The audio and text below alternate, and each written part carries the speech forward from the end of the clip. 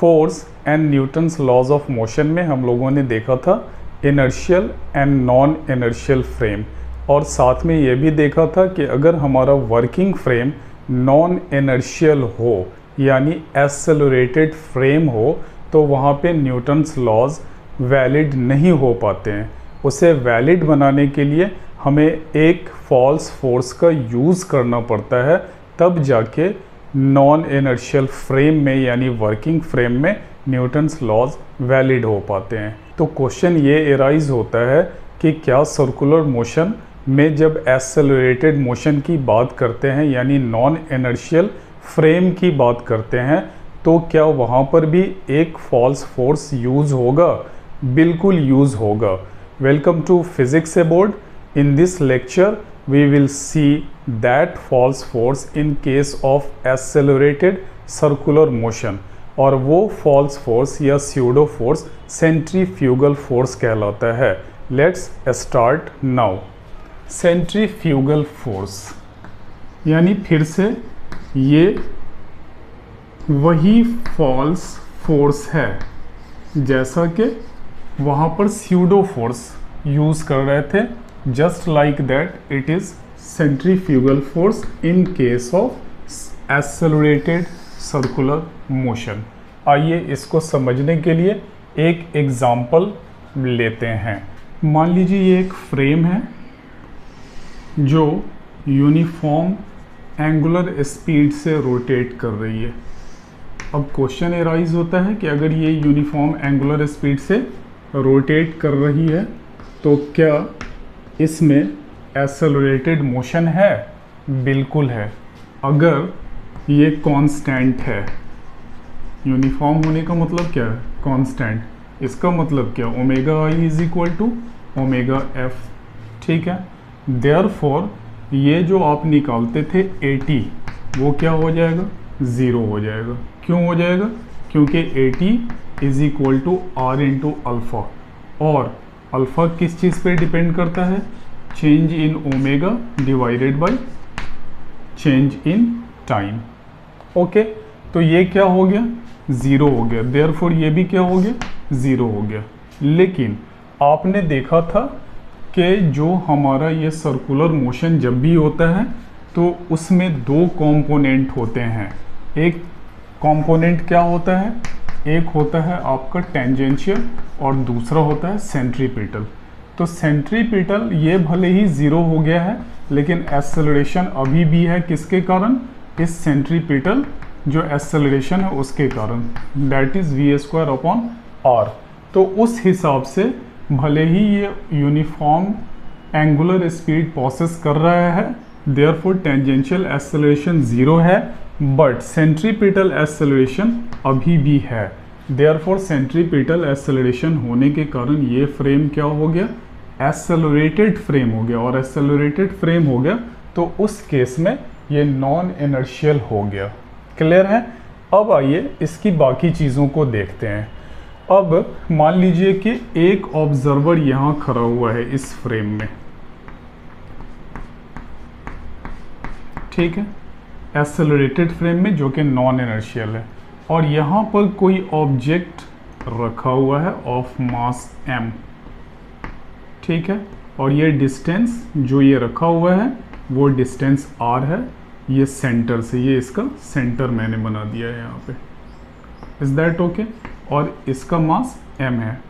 और दूसरा जो ऑब्जर्वर खड़ा हुआ है वो अर्थ पर खड़ा हुआ है, और ये भी इस पूरे सिचुएशन को देख पा रहा है। अर्थ क्या है? एक इनर्शियल फ्रेम है अर्थ। इसे हम लोग इनर्शियल फ्रेम के तौर पे जानते हैं।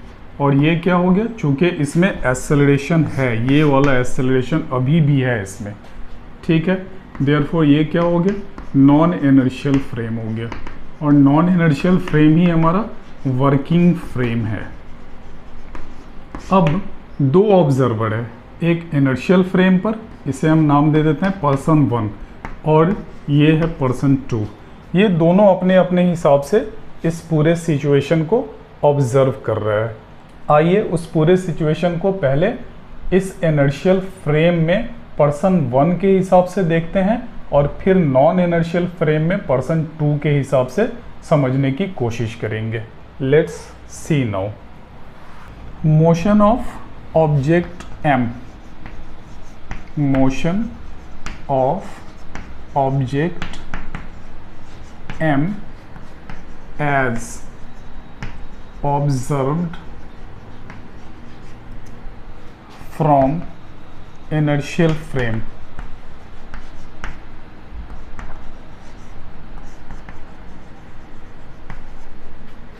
by person P1। ठीक है, पर्सन 1 इसको कैसे देख पा रहा है?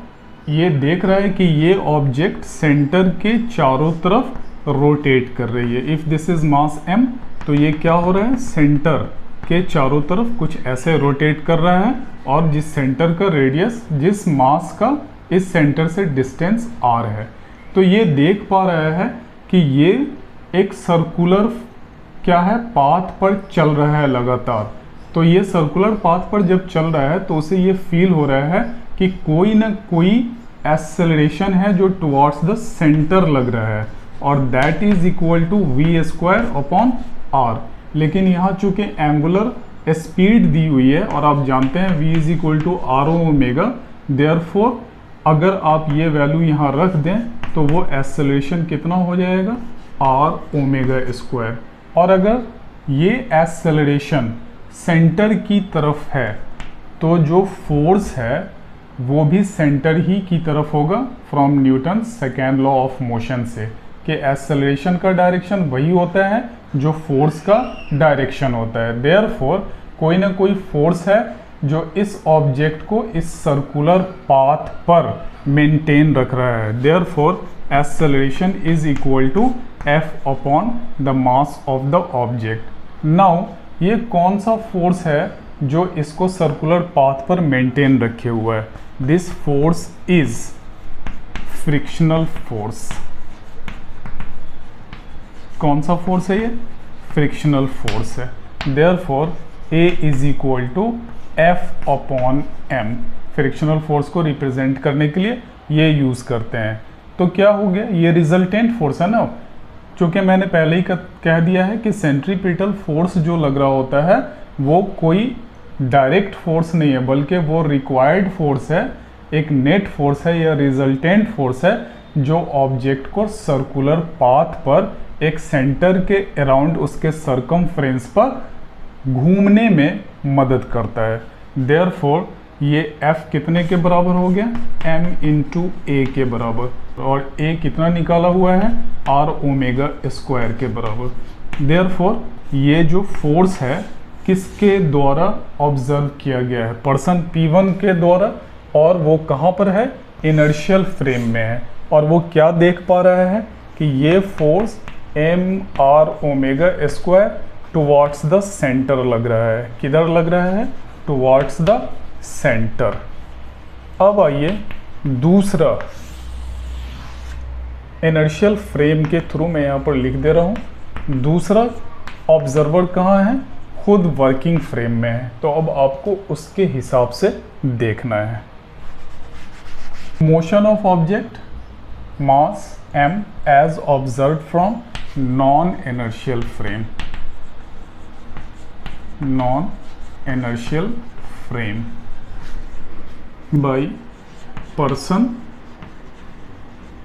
P2। अब आप देखिए कि पर्सन P2 क्या देख रहा है। पर्सन P2 तो देख रहा है कि ये ऑब्जेक्ट लगातार रेस्ट में है, यानी इस पर लग रहा नेट फोर्स कितना होना चाहिए, 0 के बराबर होना चाहिए, तभी तो ये ऑब्जेक्ट रेस्ट में रहेगा। ठीक है, लेकिन ये क्या देख रहा है, जो इनर्शियल फ्रेम से देख रहा था वो तो देख रहा था कि एक क्या हो रहा है, फोर्स ऑफ फ्रिक्शन उस ऑब्जेक्ट ऑफ मास m पर काम कर रहा है टुवर्ड्स द सेंटर, और जिसके कारण वो एक सर्कुलर पाथ पर ऐसे रोटेट कर रहा था। मास m and radius r। Now वो कुछ और देख रहा है और ये कुछ और देख रहा है, लेकिन वैलिड तो दोनों तरफ से होना चाहिए, तभी आप यहाँ पर न्यूटन्स के लॉज को यूज़ कर पाएंगे। इसका मतलब है कि टोटल फोर्स जो होना चाहिए वो कितने के बराबर होना चाहिए इस ऑब्जर्वर के हिसाब से, P2 के हिसाब से, वो बिल्कुल इतना होना चाहिए कि ज़ीरो कर दे, सो दैट ये मास मूव करता हुआ नहीं दिखना चाहिए। इसका मतलब है कि आपने ऑलरेडी एक फोर्स निकाल लिया था किधर, mr⍵² टुवर्ड्स द सेंटर। तो इस ऑब्जर्वर के हिसाब से एक फोर्स क्या होना चाहिए, जस्ट इतने ही मैग्नीट्यूड का इसके अपोजिट डायरेक्शन में लगना चाहिए। कितना, mr⍵²। कहाँ से आप लगा रहे थे, इनर्शियल फ्रेम से जब लगा रहे थे तो ये किधर था, टुवर्ड्स द सेंटर था। तो इसको F1 मान लेते हैं, टुवर्ड्स द सेंटर। तो अब क्या है कि इसके हिसाब से, P2 के हिसाब से ये रेस्ट में है ऑब्जेक्ट, तो क्या होना चाहिए, एक फोर्स F2 वो mr⍵² अगर अवे फ्रॉम द सेंटर लगेगा, अवे फ्रॉम द सेंटर अगर काम करेगा, तब क्या हो जाएगा, दोनों का सम 0 के बराबर हो जाएगा और ये इस ऑब्जर्वर के लिए उस हिसाब से वैलिड हो जाएगा। देयरफॉर अगर नेट फोर्स यहाँ पर F1 प्लस F2 रख दें तो एक टुवर्ड्स द सेंटर mr⍵, एक टुवर्ड्स द सेंटर mr⍵² और एक away from the centre mr⍵², दोनों मिलाकर क्या, 0। तो ये क्या हो गया, F नेट 0, तभी ये ऑब्जेक्ट रेस्ट में दिखाई देगा। इसका मतलब है कि इस फ्रेम में न्यूटन लॉ को वैलिड बनाने के लिए जितना फोर्स इनर्शियल फ्रेम के थ्रू देखा जा रहा था टुवर्ड्स द सेंटर, उतना ही फोर्स, उसी मैग्नीट्यूड का फोर्स अपोजिट डायरेक्शन में लगाना होगा जब आप काम कर रहे होंगे इस नॉन इनर्शियल फ्रेम से। क्योंकि नॉन इनर्शियल फ्रेम में ये ऑब्जेक्ट इस पर्सन P2 को, इस ऑब्जर्वर को रेस्ट में दिखाई दे रहा है। देयरफॉर ये एक स्यूडो फोर्स है जिसको आप लगा रहे हैं इस ऑब्जर्वर के लिए, सो दैट ये ऑब्जेक्ट रेस्ट में है, इस बात की वैलिडिटी बनी रह जाए। तो यही स्यूडो फोर्स या फॉल्स फोर्स क्या कहलाता है, यही फॉल्स फोर्स कहलाता है centrifugal force. Is that okay now? So अगर एक फ्रेम में कोई चीज़ वैलिड है, दूसरे फ्रेम में नहीं है, तो वहाँ पर आपको उसको वैलिड बनाना है। और वो वैलिडिटी कैसे आती है कि ये ऑब्जर्वर इसे रेस्ट में देख रहा है, और रेस्ट में तभी पॉसिबल हो पाएगा जब क्या होगा, नेट फोर्स और रिजल्टेंट फोर्स 0 हो जाएगा, यानी इक्विलिब्रियम का केस आप दिखा पाएंगे। इसके लिए आप क्या कर रहे हैं, पहले से जितना फोर्स काम कर रहा था उतने ही मैग्नीट्यूड का फोर्स अपोजिट डायरेक्शन में आपको दिखाना पड़ता है। देयरफॉर अगर ये सेंट्रीपिटल फोर्स था तो ये क्या हो गया, फॉल्स फोर्स है, जिसका नाम आपने सेंट्रीफ्यूगल फोर्स दिया। आइए बढ़ते हैं। अब जब भी कभी आपको रोटेटिंग फ्रेम मिलेगा तो आपको एक centrifugal force away from the centre लगाकर वहाँ के उस फ्रेम को, यानी उस फ्रेम के अंदर न्यूटन्स लॉ को वैलिड बनाना होगा। इसके लिए आपको centrifugal force away from the centre दिखाना होगा। पहले केस में, इनर्शियल फ्रेम के केस में, आपने न्यूटन सेकेंड लॉ का यूज़ किया था। देख लीजिए, वहाँ पर आपने A=F/m लिखा था। लेकिन जब नॉन इनर्शियल फ्रेम में गए तो आपको क्या करना पड़ा, इनर्शियल बनाने के लिए न्यूटन का फर्स्ट लॉ आपको यूज़ करना पड़ा है।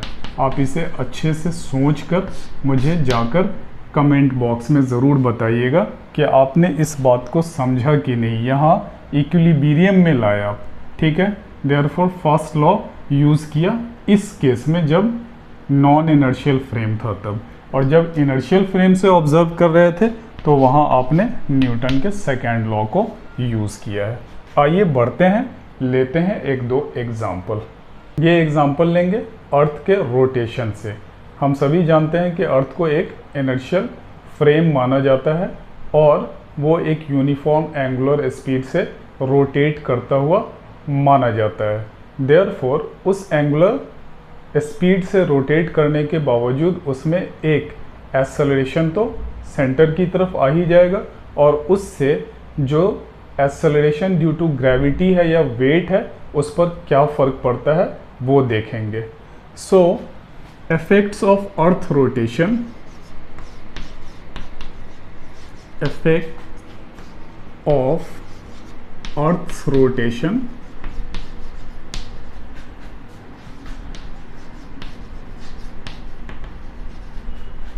on apparent weight, apparent weight।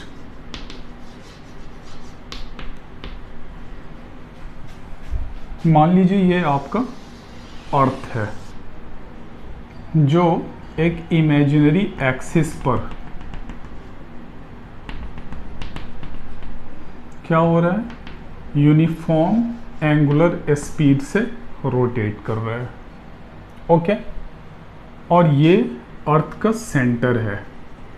मान लेते हैं यहाँ पे कोई ऑब्जेक्ट ऑफ मास m इस जो रोटेशन है उसके साथ ये भी रोटेट कर रहा है। तो इसका जब रोटेशन होगा तो देखिए कुछ ऐसा दिखेगा आपको, बिल्कुल इस रेडियस के अलोंग सर्कुलर। ओके, और ये जो है सेंटर है, तो इस मास का जो एक्सेलरेशन है towards this centre, actual centre, वो क्या हो जाएगा mg towards the centre of the earth. और चूंकि ये रोटेट कर रहा है विथ यूनिफॉर्म एंगुलर स्पीड, तो क्या होगा, आपको मैंने अभी जस्ट सेंट्रीफ्यूगल फोर्स का केस बताया है। तो अगर ये रेडियस स्मॉल r है और ये जो रेडियस है अर्थ की अपनी रेडियस उसको कैपिटल R मान लेते हैं, और वर्टिकल लाइन, इमेजिनरी लाइन जिसके अराउंड ये घूम रही है उसके साथ ये वाले मास का एंगल अगर थीटा मान लेते हैं, तो ये कितना हो जाएगा, ये अगर रेडियस है जिसके सर्कल में ये घूम रहा है अर्थ के रोटेशन के कारण, तो एक फोर्स क्या करना पड़ेगा आपको, इधर लगाना पड़ेगा, and that force is m omega square, and this radius, ध्यान दीजिएगा अर्थ का रेडियस नहीं बल्कि जिस सर्कल में वो रोटेट कर रहा है उसके रेडियस को आपको यूज करना है। तो क्या हो गया, सेंट्रीफ्यूगल फोर्स क्यों लगाया, क्योंकि अर्थ यहाँ पर एक नॉन इनर्शियल फ्रेम है, भले ही वो यूनिफॉर्म एंगुलर स्पीड ओमेगा से रोटेट कर रही है। आप जानते हैं अभी जस्ट मैंने बताया है कि यूनिफॉर्म स्पीड होगी, बावजूद इसके उसमें एक एक्सेलरेटेड मोशन होगा दिए हुए ऑब्जेक्ट में। यहाँ पर अर्थ क्या है, एक एक्सेलरेटेड मोशन में है, और वो एक्सेलरेटेड मोशन क्यों आ रहा था, सेंट्रीपिटल एक्सेलरेशन के कारण आ रहा था। तो अब देख लीजिए, एक फोर्स जो है टुवर्ड्स द सेंटर और दूसरा फोर्स इस ऑब्जेक्ट पर क्या है, इस लाइन के अवे लग रहा है, m ओमेगा स्क्वायर r। तो उस केस में अब क्या हो जाएगा, आपको m ओमेगा स्क्वायर r यानी सेंट्रीफ्यूगल फोर्स एंड वेट के बीच में एक रिजल्टेंट आपको निकालना पड़ेगा। अब इस दोनों फोर्स के रिजल्टेंट को निकालते हैं।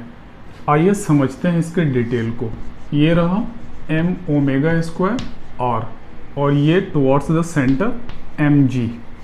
तो इस दोनों के बीच से कहीं रिजल्टेंट निकलेगा कुछ ऐसे, ठीक है। तो सबसे पहले समझते हैं, ये एंगल थीटा है और ये सीधी लाइन है, तो ये क्या हो जाएगा, ये परपेंडिकुलर है, देयरफॉर ये कितना हो जाएगा 90 माइनस थीटा। अगर ये 90 माइनस थीटा और ये एक स्ट्रेट लाइन, तो ये कितना 90 प्लस थीटा। क्लियर है। अब आपको इसमें कुछ नेमिंग कर लीजिए सो दैट आपको आसानी रहे। ओ ए बी ये 3 पॉइंट है। अब देखिए आर और स्मॉल आर में भी आपको क्या करना पड़ेगा, रिलेशन निकालना पड़ेगा। ये 90 प्लस थीटा मैंने यहाँ से लिख दिया, दो अलग अलग फोर्सेस के बीच का एंगल। ये 90 माइनस थीटा है, ये स्ट्रेट लाइन है, तो आप क्या करेंगे स्ट्रेट लाइन में से इसको सब्ट्रैक्ट कर लेंगे ना, तो ये कितना हो जाएगा 90 प्लस थीटा हो जाएगा। अब रिलेट करते हैं ये स्मॉल वाले आर और कैपिटल आर को। चूँकि ये पूरी रेडियस तो ये भी रेडियस है, देयरफॉर अगर ये लिखें साइन थीटा तो ये सामने वाला परपेंडिकुलर और ये hypotenuse, therefore r is equal to ये capital r into sine theta. इसका यूज़ करेंगे क्योंकि जो सेंट्रीफ्यूगल फोर्स लिखा है आपने उसमें रेडियस ये छोटे वाले स्मॉल सर्कल का यूज़ कर रहे हैं, तो उसे अर्थ के साथ रिलेट करने के लिए आपको आर साइन थीटा का यूज़ करना पड़ेगा।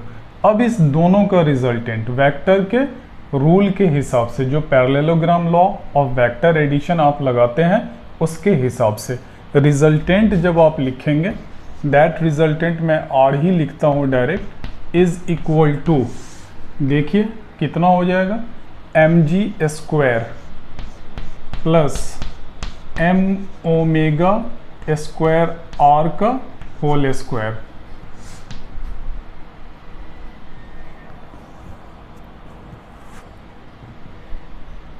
Plus 2 into mg into m omega square r and cos angle कितना है 90 plus theta. Is that okay? अब मैं इसको यहाँ से रिमूव कर रहा हूँ। अब ये वैल्यू पुट कर लें जहाँ जहाँ r है,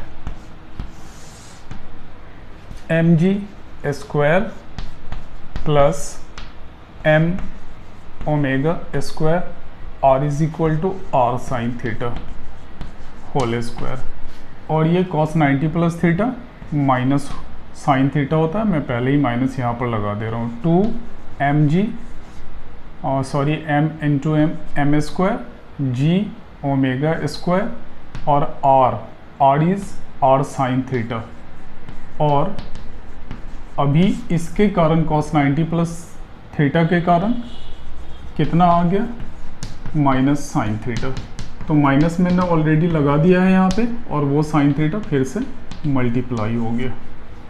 अब इसको अरेंज कर लें, स्क्वायर टर्म और ब्रैकेट से सबको बाहर निकाल लें।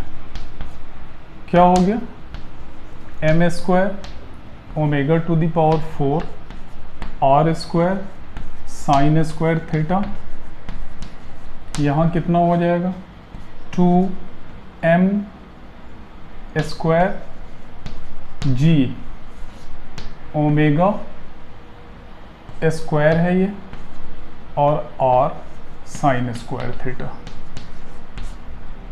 जो कॉमन टर्म है उसे लेकर ब्रैकेट के बाहर कर लीजिए, m स्क्वायर सभी में है, बाहर कर लीजिए, ठीक है। अब कितना बच गया ये g स्क्वायर, इसमें से इन दोनों में से जो भी टर्म हो सकता है वो कॉमन निकाल लीजिए। जैसे यहाँ पर ओमेगा स्क्वायर है और ये r दोनों में है और साइन स्क्वायर थीटा दोनों में है, तो अगर वो कॉमन ले लेते हैं, चूँकि ये माइनस पहले ले लिया है, तो यहाँ से 2g बच गया और यहाँ से ओमेगा स्क्वायर और r बच गया। अब ये वाला टर्म जो है ना, जो रूट के अंदर है, उसे आप सीधे सीधे क्या लिख सकते हैं, g डैश भी लिख सकते हैं, ठीक है। जहाँ g डैश क्या है, वो रूट अंडर इस पूरे टर्म के बराबर है, g square minus omega square r sign square theta into 2g minus omega square r है। क्लियर है? अब इसके बारे में थोड़ा डिटेल में समझने की कोशिश करते हैं। ये हमारा रिजल्टेंट निकल गया, किसके किसके बीच में, resultant between mg and m omega square r के बीच में, और उससे ये रिजल्ट आ गया, और जिससे g डैश हमारा इतना निकल गया है। तो अब आइए पहले g डैश की डिटेल हम देखना चाहते हैं। डिटेल्स ऑफ g डैश, कितने के बराबर है? This is equal to g square minus omega square और sine square theta into 2g minus omega square और, ठीक है, इतने के बराबर है। अब आइए, अगर आप पोल्स पे देखना चाहें यहाँ पे, तो देखिए थीटा कितना हो जाएगा? 0 हो जाएगा, क्योंकि पोल्स पर जब आप ऐसे जाएंगे तो ये बिल्कुल ऐसे यहाँ पर पहुँचते पहुँचते पूरा 0 हो जाएगा, ठीक है। देयरफॉर एट पोल्स, सिर्फ पोल नॉर्थ पोल की बात करते हैं, at pole theta is equal to how much? 0 degree. Therefore g dash कितने के बराबर हो जाएगा? वैल्यू डालिए, this is equal to g square minus omega square और साइन 0 इज इटसेल्फ 0, तो मैं पूरा नहीं लिखूंगा, साइन 0 इंटू दिस वन, ठीक है। तो ये क्या हो गया? पूरा 0 हो गया, तो ये कितना हो गया? G square minus 0 that is equal to g square that is g. इसका मतलब है कि पोल पर, यहाँ पर नॉर्थ पोल अगर ये है, अगर ये आपका नॉर्थ पोल है, तो वहाँ पर जी डैश यानी जो आपने वैल्यू ये कैलकुलेट करके लाया था उस वैल्यू में कोई फ़र्क नहीं आने जा रहा है। वो जितनी ग्रेविटी आप पहले से मान के चल रहे थे उतनी ही ग्रेविटी वहाँ पर भी बनी हुई है। उसका एक और कारण आप समझ सकते हैं कि जैसे जैसे आप पोल की तरफ बढ़ेंगे, एक फिगर के थ्रू मैं दिखाना चाह रहा हूँ, ये अर्थ रहा, जैसे जैसे आप पोल की तरफ बढ़ेंगे, ये रहा, आप पोल की तरफ बढ़ते जा रहे हैं, ठीक है, यानी मास जो है उसको पोल की तरफ बढ़ाते जा रहे हैं। देखिए तो रेडियस घटता जा रहा है या नहीं घटता जा रहा है, और एग्जैक्टली जब पोल पर आएंगे तो क्या होगा? रेडियस, मैं उसको स्ट्रेट लाइन से दिखाता हूँ रेडियस को। देखिए धीरे धीरे घटते घटते पोल पर आर क्या हो गया? 0 हो गया। जब आर 0 हो गया तो centrifugal force m omega R omega square होता है। जब यही 0 हो गया, कौन सा? एग्जैक्टली पोल पर ये वाला रेडियस 0 हो गया, तो क्या वहाँ पर सेंट्रीफ्यूगल फोर्स काम करेगा? नहीं करेगा। और नहीं करेगा तो क्या होगा? सिर्फ और सिर्फ एक ही फोर्स काम करेगा और वो होगा वेट mg। इसीलिए वो क्या होगा? टुवर्ड्स द सेंटर काम करने लगेगा और एक ही फोर्स रहेगा वहाँ पर। ध्यान देने की बात है। क्यों? क्योंकि आप जैसे जैसे पोल की तरफ जा रहे हैं रेडियस घटता जा रहा है। देखिए पहले ज़्यादा था फिर कम हुआ, ऐसे यहाँ पर भी देखिएगा ये कम होता चला जाएगा, ये धीरे धीरे ये कम होता चला जाएगा और एग्जैक्टली यहाँ पर जब पहुँचेगा, यहाँ पर जब ऑब्जेक्ट एकदम ओवरहेड पहुँच जाएगा सेंटर से जस्ट ऊपर, तो रेडियस वैनिश, और रेडियस वैनिश कर जाएगा तो क्या हो जाएगा? सेंट्रीफ्यूगल फोर्स आर पे डिपेंड कर रहा है, रेडियस पे डिपेंड कर रहा है, तो रेडियस ही 0 हो गई, तो कोई सेंट्रीफ्यूगल फोर्स वहाँ पर काम ही नहीं कर रहा है। कहाँ पे? पोल पे। At pole R is equal to 0, therefore centrifugal force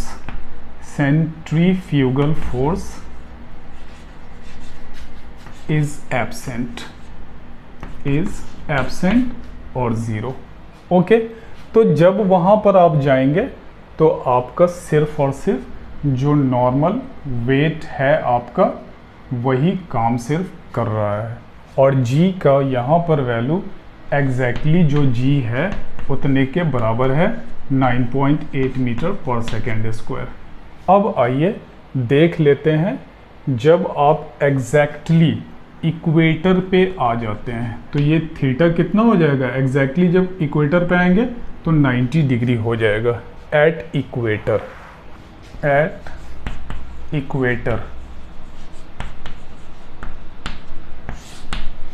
पे जब आप आएंगे तो theta 90 degree. G dash calculate करना है। G dash is equal to how much? This is g square minus omega square are sine square 90 degree 2g minus omega square r. आप जानते हैं कि साइन 90 डिग्री कितने के बराबर?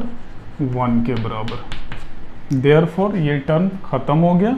कितना बच गया यहाँ, जी स्क्वायर माइनस ओमेगा स्क्वायर और and 2g minus omega square और ब्रैकेट ओपन कर लें।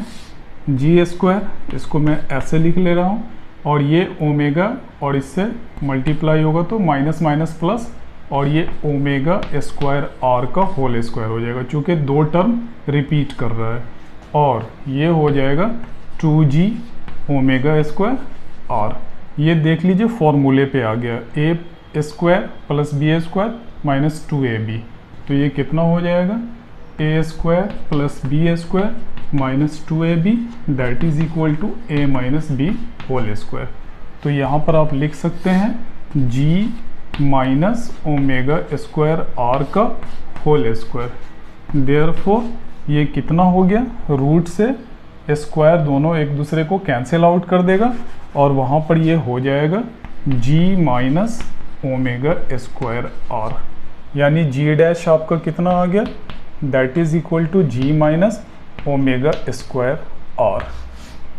देख लीजिए एग्जैक्टली इक्वेटर पे अगर आप इसमें मास से मल्टीप्लाई कर दें, यहाँ पर देखिए एम जी डैश यही आपका मास है, is equal to M g minus M omega square R. Clear है। आप देखिए कि यहाँ पर जो ये रहा आपका M omega square R exactly away from the centre of the earth, और वेट क्या हो गया, towards the centre of the earth. G dash अगर आप देखेंगे तो जी डैश का वैल्यू यहाँ पर जितना जी का वैल्यू है उससे ये सबट्रैक्ट हो रहा है, therefore g dash is less than g. यहाँ पर क्या था, जी डैश पोल पे एग्जैक्टली जी के बराबर था, लेकिन यहाँ पर इक्वेटर पर जी डैश क्या हो गया, लेस देन जी हो गया। ठीक है, क्योंकि आपने क्या किया है, जी से ओमेगा स्क्वायर आर सबट्रैक्ट कर दिया है, therefore acceleration due to gravity at equator is less than the normal case. अब देखिए वेट का मामला देखिए, ये अपरेंट वेट आ गया ना, अपरेंट वेट क्या है इक्वेटर पे, घटता हुआ नज़र आ रहा है। क्यों घटता हुआ नज़र आ रहा है, क्योंकि सेंट्रीफ्यूगल फोर्स एग्जैक्टली वेट के अपोजिट काम कर रहा है, एकदम एक लाइन में अपोजिट है। ये एम ओमेगा स्क्वायर आर है और इधर वेट एम जी है। तो क्या होगा, जो रिजल्टेंट होगा वो एग्जैक्टली क्या होगा, इसी लाइन के अलोंग टुवर्ड्स द सेंटर लग रहा है ना, देयरफॉर रिजल्टेंट क्या है, exactly towards the centre of the अर्थ लग रहा है। बट ये जो सेंट्रीफ्यूगल फोर्स है वो जो नॉर्मल वेट होता उसके अपोजिट काम कर रहा है, देयरफॉर ये वेट कम हो जाएगा। क्लियर है। ऐसे ही वेट को अपरेंट वेट कहते हैं, जो नॉर्मल केस में जो होना चाहिए था रोटेशन के कारण वो नॉर्मल नहीं रह जाता है, बल्कि नॉर्मल से कम दिख रहा है। क्यों, क्योंकि नॉर्मल वेट mg होता तो उसमें से m omega square r terms subtract कर जा रहा है। अब आइए थोड़ा सा रिजल्टेंट पर भी बात कर लें। ये तो आपने अपरेंट वेट निकाल लिया और उसके हिसाब से ग्रेविटी को और वेट को चेंज होते हुए देखा, देयरफॉर इक्वेटर पर एग्जैक्टली अपोजिट काम कर रहा है नॉर्मल वेट के against M omega square R. Normal weight कहने का ये मतलब है कि अगर आप रोटेशन को यानी यूनिफॉर्म एंगुलर स्पीड को कंसीडर नहीं करते तो सीधे सीधे वेट कितना होता मास का, mg होता। लेकिन चूंकि आपने ये एंगुलर स्पीड कंसीडर किया हुआ है, देयरफॉर mg से m omega square R subtract होना पड़ रहा है और आपका वेट लेस हो गया है। ओके, जब आपने रिजल्टेंट निकाला था mg और m ओमेगा स्क्वायर के बीच में, resultant R between mg and M omega square R. कितना आया था आपका resultant? That is equal to M g square minus omega square are sine square theta 2g minus omega square R. यही निकला था, जिसको आपने इसी टर्म को g डैश मान लिया था। ठीक है, ये रिजल्टेंट है आपका। अब आइए पिक्टोरियली इसे समझते हैं। ये रहा आपका एम ओमेगा स्क्वायर आर और एम जी। तो ये क्या हो गया? ये हो गया आपका एम जी डैश। ठीक है, ये एम ओमेगा स्क्वायर आर और ये towards the centre M g, तो रिजल्टेंट एम जी डैश। ये रहा आपका रिजल्टेंट। और ये पूरा एंगल कितना था? 90 प्लस थीटा। मान लेते हैं कि ये एंगल इस वक्त फाई है। ठीक है, एम जी और ये जो रिजल्टेंट के बीच बन रहा है, तो आप tan फाई भी निकाल सकते हैं आसानी से, ताकि डायरेक्शन कितने एंगल से चेंज कर रहा है वो आपको पता चल जाए। Therefore tan phi is equal to ये एम ओमेगा स्क्वायर और साइन 90 प्लस थीटा, यही है ना आपके पास, ये sine 90 plus theta divided by M g plus M omega square. और वेक्टर के लॉ का यूज़ कर रहे हैं, और कोई लॉ नहीं है, डायरेक्ट ऐसा कुछ यूज़ नहीं कर रहे हैं। इसलिए अगर आपको कुछ दिक्कत हो रही है समझने में, फिर से जाकर वेक्टर के लेक्चर को ज़रूर देख लें। और यहाँ पर हो जाएगा cos 90 प्लस थीटा। ठीक है, अब sine 90 plus theta, just sine का अपोजिट क्या हो जाएगा? कोसाइन हो जाएगा, चूँकि ये ऑड टर्म्स में है। मैंने बहुत डिटेल में बेसिक मैथमेटिक्स में पढ़ाया हुआ है, उस लेक्चर को जाकर देख लीजिए। अब इसे कन्वर्ट कर लें, sine 90 plus theta that is equal to cos theta and cos 90 plus theta is equal to minus sine theta. Basic mathematics वाले लेक्चर में मैंने इन सब चीज़ों को बहुत डिटेल में समझाया हुआ है। और आर अभी जस्ट थोड़ी देर पहले आपने निकाला था, ये आर कितना था? आर साइन थीटा के बराबर था। देयरफॉर ये कितना हो गया? M omega square are sine theta और ये cos theta divided by M g plus नहीं, cos 90 plus theta minus sine theta और ये आर साइन थीटा। तो साइन थीटा और साइन थीटा मल्टीप्लाई हो गया, तो कितना हो गया? M omega square capital r और साइन स्क्वायर थीटा। ये आप एंगल निकालने के लिए आसानी से यूज़ कर सकते हैं। कितना आ गया? tan phi is equal to M omega square are sine theta cos theta divided by M g minus M omega square are sine square theta. So angle आपका आसानी से पता चल जाएगा कि रिजल्टेंट के साथ कितना एंगल बन रहा है। m कॉमन लेके हटा भी सकते हैं। tan phi is equal to, चूँकि सभी में m है, therefore this is omega square are sine theta cos theta divided by g minus m omega square are sine square theta. ठीक है, तो ये आपका आ गया एंगल निकालने का जो फॉर्मूला है वो आपको मिल गया। अब आइए थोड़े से इस रिजल्टेंट पे भी बात कर लें, जो एम जी डैश अभी आपको बनता हुआ दिखाई दे रहा है। आप देख पा रहे हैं कि अर्थ लगातार रोटेट कर रही है, और इसी फिगर को यहाँ पर बना दें अगर, एम ओमेगा स्क्वायर और एंड ये डायरेक्ट सेंटर की तरफ एम जी और रिजल्टेंट कितना? M G dash. ठीक है, तो अगर earth this angular speed omega से रोटेट कर रही है, तो उसके कारण एक सेंट्रीफ्यूगल फोर्स एक्ट कर रहा है, और वेट तो ऑलरेडी यहाँ एक्ट कर ही रहा था।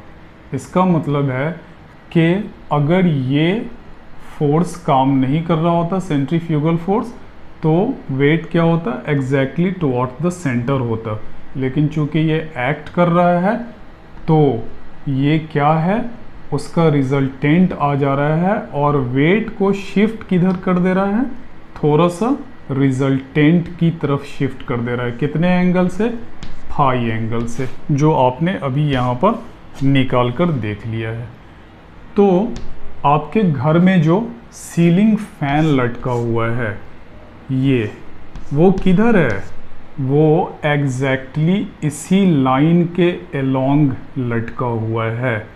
आपके घर की दीवार जो खड़ी की गई है मकान बनाने के लिए, ये जो वर्टिकल जो दीवार खड़ी की गई है वो इसी लाइन के अलोंग है, और वो जो सीलिंग खड़ी की गई है वो इस पर एग्जैक्टली परपेंडिकुलर है आपके घरों की।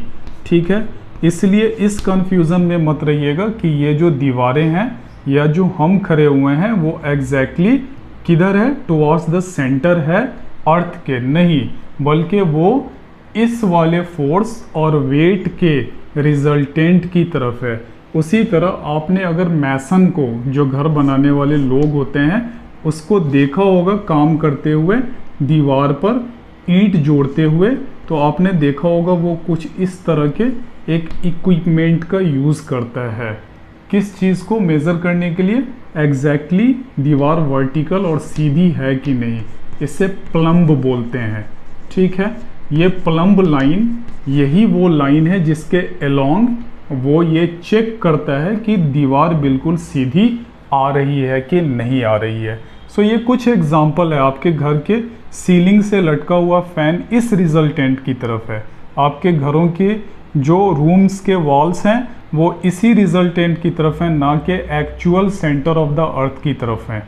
ठीक है, अगर ये सेंट्रीफ्यूगल फोर्स ना होता तो सारी की सारी दीवारें और जो भी चीज़ें लटकती वो towards the centre of the अर्थ होती, बट सेंट्रीफ्यूगल फोर्स के कारण वो अर्थ के सेंटर से फाई एंगल से शिफ्ट कर चुकी हैं, और यही प्लम्ब जो है वो यूज़ करते हैं एग्जैक्टली वो चीज़ स्ट्रेट है कि नहीं उसको चेक करने के लिए।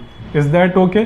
जितने भी वाटर फ्लो कर रहे हैं ये क्या है, ये वाले लाइन के एग्जैक्टली परपेंडिकुलर सरफेस है ये जो है। ठीक है, तो अगर ये चीज़ नहीं आती तो हमें इतनी बातें क्लियरली समझ में नहीं आ पाती। लेते हैं एक छोटा सा एग्जांपल, बढ़ते हैं नेक्स्ट एग्जांपल पे। और भी इसमें बहुत सारे एग्जांपल्स हो सकते हैं, आप उसको ढूंढिएगा और हमें कमेंट बॉक्स में ज़रूर बताइएगा। लेते हैं एक और छोटा सा एग्जांपल।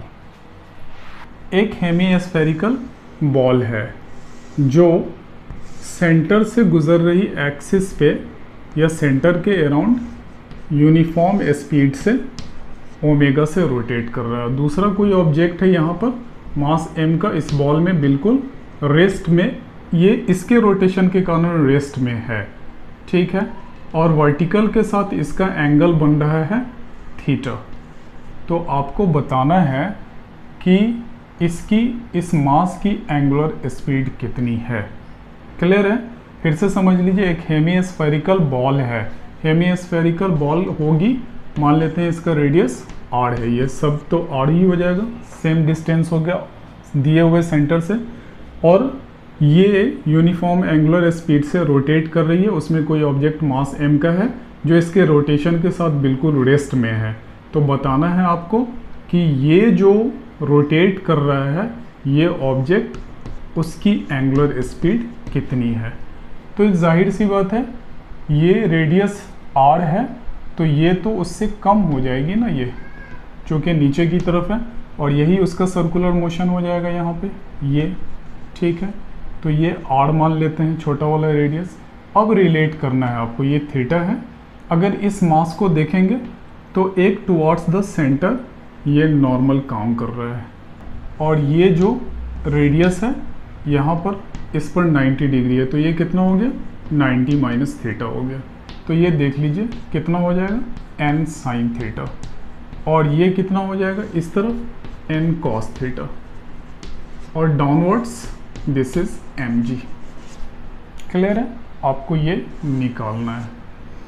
अब आप देखिए n साइन थीटा कितने के बराबर, चूँकि ये इस सर्कुलर पाथ पर ये जो हॉरिजेंटल कंपोनेंट ऑफ नॉर्मल है वो उसे क्या कर रहा है, हॉरिजेंटल कंपोनेंट ऑफ नॉर्मल, ये horizontal component m sin theta क्या कर रहा है, इस ऑब्जेक्ट को इस सर्कुलर पाथ पर मेंटेन रख रहा है।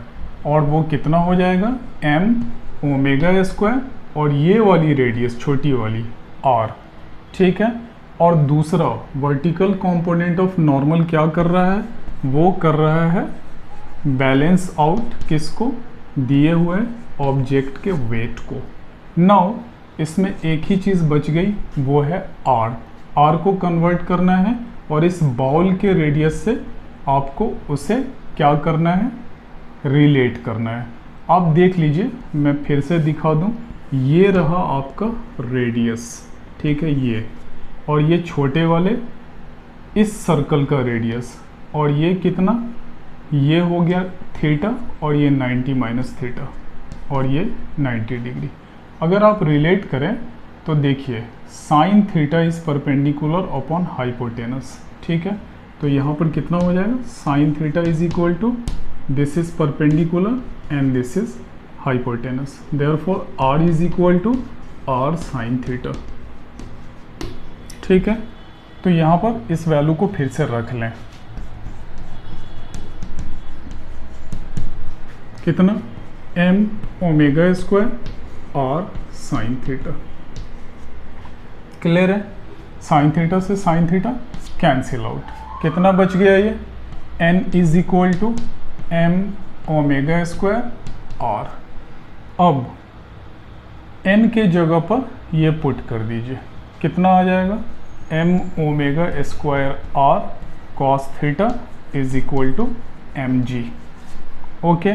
Therefore omega square is equal to m से m cancel out, omega square is equal to g divided by r cos theta. Omega कितना, root over g upon r cos theta, यही हमारा result आ गया। अगर time period भी निकालने के लिए बोल दे तो t is equal to 2 pi by omega, therefore 2 pi divided by 2 pi divided by g upon r cos theta, ठीक है। और चाहे तो इसको 2 pi root over r cos theta divided by g, ये आपका टाइम पीरियड भी आप चाहें तो आसानी से कैलकुलेट कर सकते हैं। होप कि आपने इस लेक्चर को एंजॉय किया होगा। मिलते हैं नेक्स्ट लेक्चर में। Till then have a nice time, best of luck, thanks a lot.